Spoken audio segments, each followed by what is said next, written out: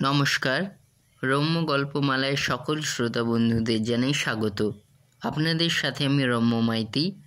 আজ পরিবেশন করতে চলেছি প্রখ্যাত কবি ও সাহিত্যিক সুকুমার রায়ের লেখা কবিতা কত বড়।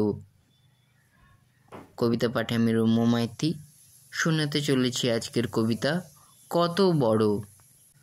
ছোট্ট সে এক রতি ইঁদুরের ছানা, ফোটে নাই চোখ তার একেবারে কানা। ভাঙা এক দেরাজের ঝুল মাখা কোণে, মার বুকে শুয়ে শুয়ে মার কথা শোনে।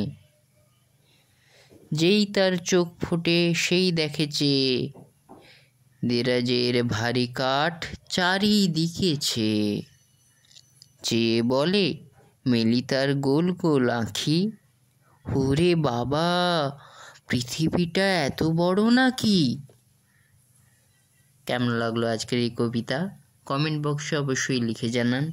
কবিতাটি ভালো লাগলে লাইক এবং শেয়ার করতে ভুলবেন না।